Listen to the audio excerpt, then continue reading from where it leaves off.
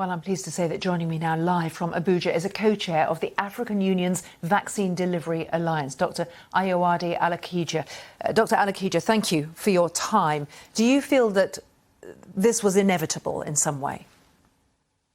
Thank you, Philippa. It was absolutely inevitable. And may I say firstly that had the first SARS-CoV virus, the one that was first identified in China last year, originated in Africa, it is now clear that the world would have locked us away and thrown away the key. There would have been no urgency to develop vaccines because it would have been expendable. Africa would have become known as the continent of COVID. What is going on right now is inevitable. It's as a result of the world's failure to vaccinate in an equitable, urgent, and speedy manner. It is as a result of hoarding by high-income countries of the world. And quite frankly, it is unacceptable. These travel bans are based in politics and not in science.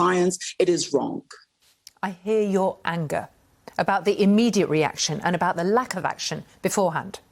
Yeah, absolutely. I mean, let's just hope this is a dress rehearsal that we're seeing right now with the Omicron variant and not the main event. The science, we don't know yet. What we can say about COVID, what we can say about this current variant is that the best thing that we know is that we don't know. So this is hopefully a dress rehearsal. But because until everyone is vaccinated, no one is safe. But what exactly is the global playbook on this? What are we planning to do? Are we just planning to act politically, knee-jerk reaction, so that we can satisfy those people within our countries, that we're keeping those, those unvaccinated Africans out? Why are the Africans unvaccinated? It's an outrage because we knew we were going to get here. We knew this is where the hoarding, the lack of IP waivers, the lack of cooperation on sharing tech and sharing know-how. We knew this is a crossroads that it was going to bring us to. It was going to bring us to a variant. It was going to bring us to more dangerous variants. Why are we acting surprised? Why are we locking away Africa when this virus is already on 3 continents?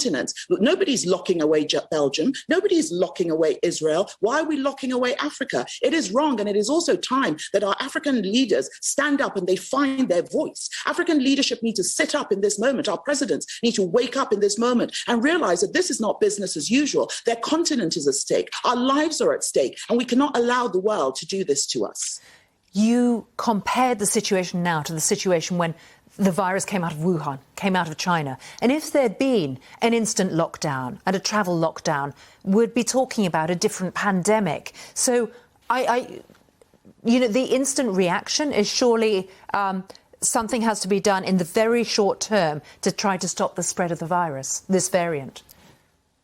Absolutely, Philippa, but something needs to be done to everywhere. My recommendation is have a coordinated global shutdown of travel for the next month if you want, but don't single out Africa. Don't single out South Africa. Botswana actually is where the virus was first identified. But do you know what was going on with Botswana a few months ago? The Botswanan government ordered 500,000 Moderna vaccines at $29 per dose, much higher than the rest of the world paid. They did not get those vaccines because other people jumped ahead in the queue. Moderna supplied to other countries and did not supply to Botswana. And so now we have a variant. Do we know where this variant originated? No, we don't even know that yet. It could possibly be that the excellent science in South Africa has shown it up, but it could very well have come from anywhere else. This is discriminatory, it is xenophobia, and it is wrong. Let us follow the science. Let us not follow politics. Let us share the know-how. Let us allow African countries and others to produce their own vaccines so that we do not get to an Omega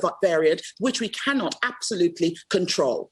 Dr Alakija, we have to leave it there. Really important to hear your voice and what you're saying. Thank you. Thank you, Philip.